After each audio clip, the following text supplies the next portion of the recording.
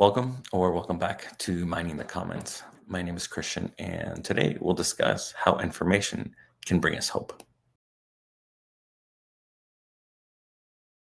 As always, I'd like to thank everyone who takes the time to post questions and comments on previous videos, as it allows me to continue to respond and in hopes to find that you can find the information needed to find some relief during your insomnia struggle. So today's question comes from Chemtrail Surfer. Please help me. Please help. Can't even read. It's been easier to fall asleep initially, but I started waking earlier and earlier. I wake up at 4 or 5, and now I can't fall back asleep.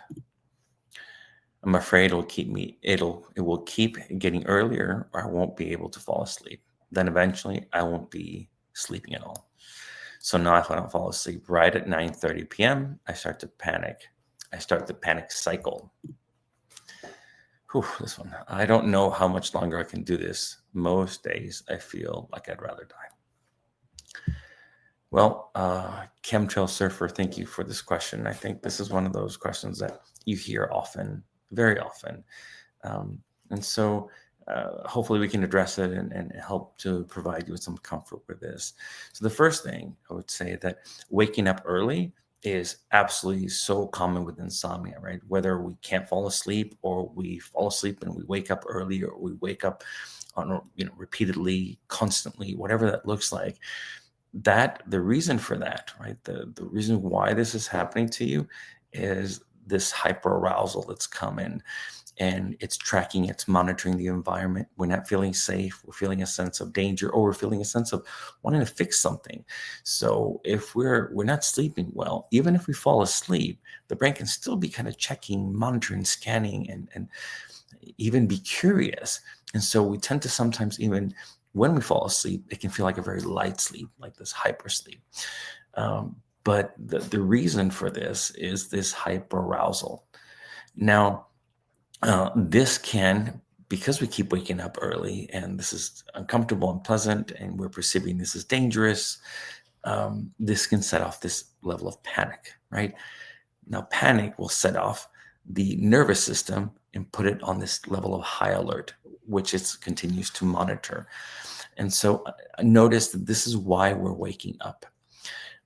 When we lose any level of hope that we can get better or understand what's happening, what's going on, we can oftentimes feel so incredibly lost. So if I'm not mistaken, this is, I think, where you're at right now with your struggle.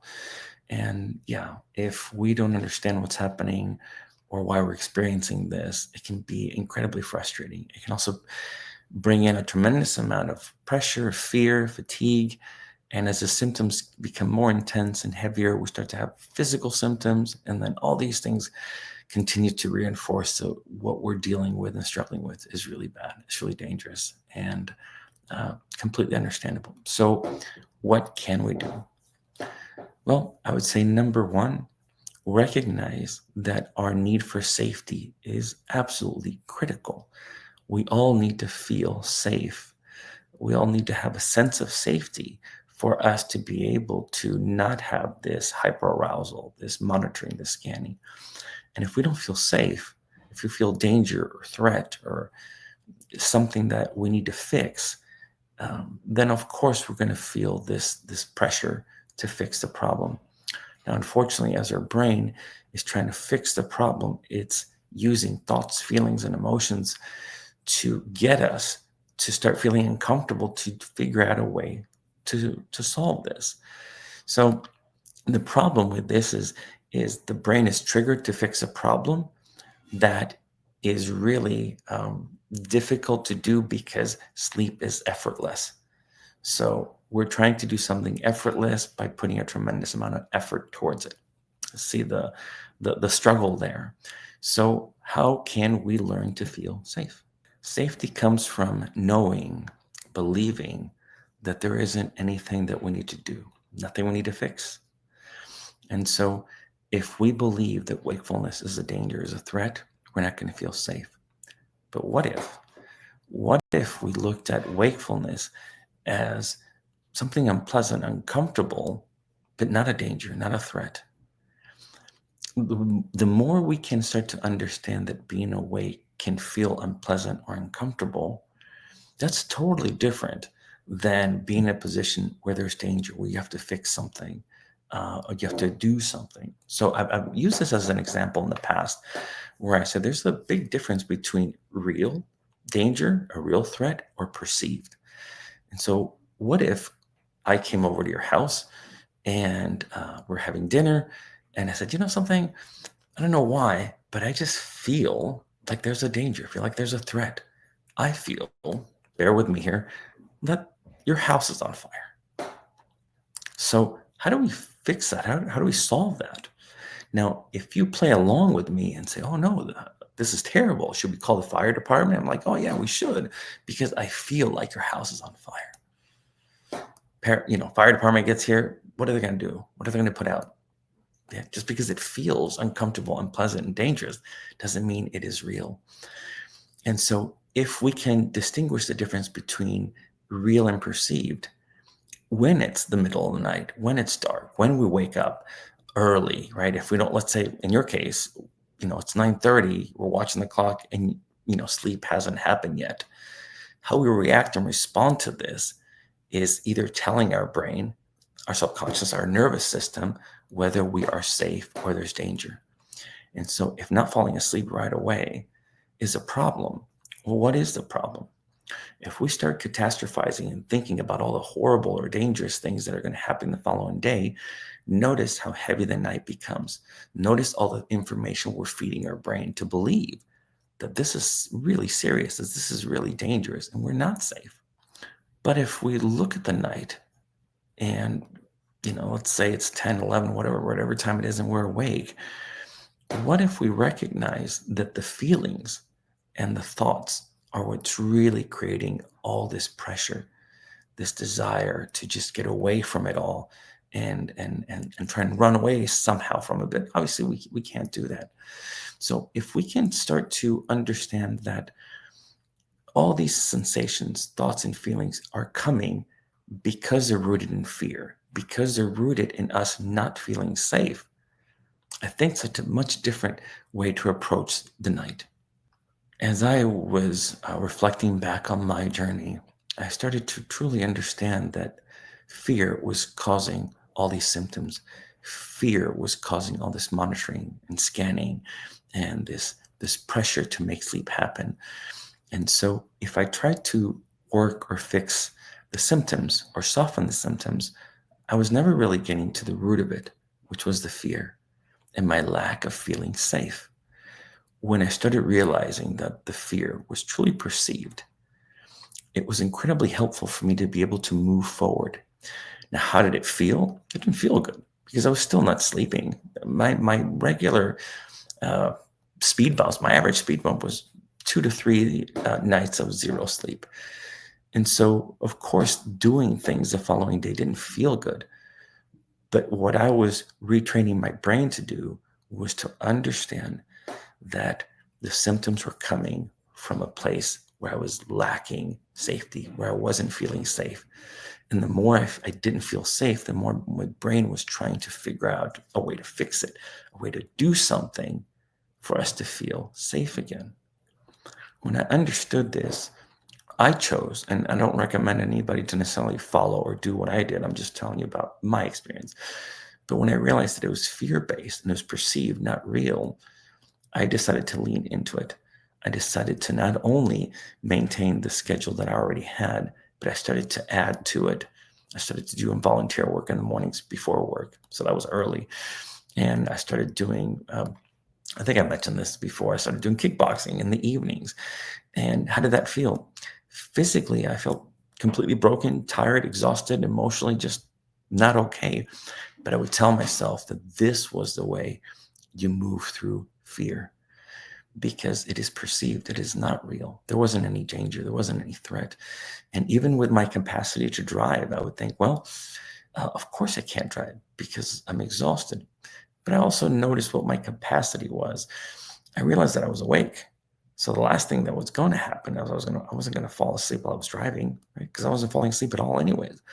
And so I recognized that I had more capacity by going out and doing things. Again, I'm not suggesting you go out and drive when you're exhausted. What I'm saying is my experience made me recognize that I wasn't going to change my schedule. I wasn't going to stop doing things because of the fear. And so as I started leaning into doing things, I realized that anytime I decided to not do something or I decided to do something, what was my intent? If my intent was based on fear, then I would lean into it. If my intent was based on, I don't really feel like doing this, well, then I didn't have to do it. The idea isn't to necessarily keep a busy schedule and just push. The idea is to understand that the core reason why so much of the struggle is existing is because we don't feel safe. And going back to the last line of this question that you mentioned, that it says, most days I feel like I'd rather die or not be here. I can understand that as well. I think when I had no hope and I didn't understand what was going on, I had similar thoughts, feelings. But to me, I realized that that was information, and that information was telling me that I was just scared. I felt so hopeless. And so how can we bring hope back?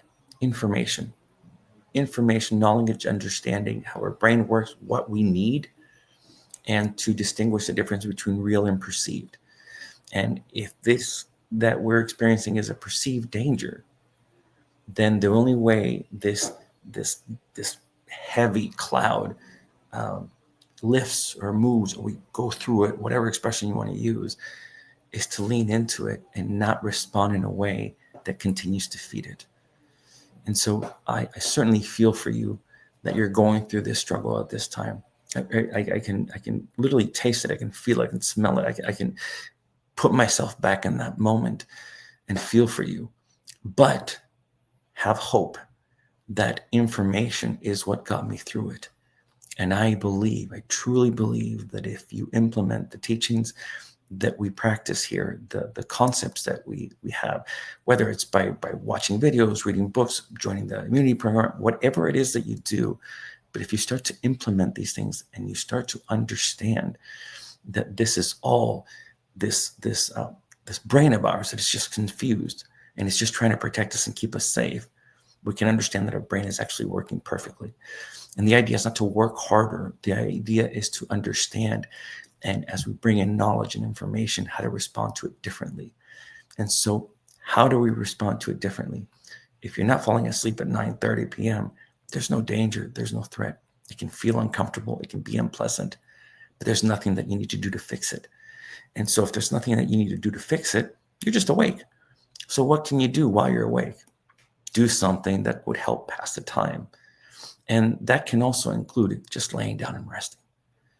And so I hope this was helpful. I hope this can give you some insight into what your struggle is, and know that there is hope. The hope is found in information and moving through this fear. I hope this was helpful for you. And if you have any questions or comments, please feel free to leave them below, and I'll do my best to respond to those. But understand that this journey, though very difficult, it is rooted in our perceived fear. And we can retrain our brain. We can learn to respond to things differently. And as we do, what happens is the symptoms start to soften. We start to live our life more, and the fear starts to fade. And then ability to rest, ability to sleep returns. That is all for today. Have a wonderful week. Take care of yourself. Be safe. Be kind to one another. Take care. Hi, it's me, Daniel, and I hope you really found a lot of value in the video you just saw. Now I have a question for you. Did you hit the like button? Did you leave a comment? If not, then please consider that, because that is what leads to people finding us, finding peaceful sleep and peace of mind and feeling like themselves again, and all the other wonderful things that come from understanding what insomnia is really all about. So yes, just hit that like button, leave a comment, and that will help so much. Thank you.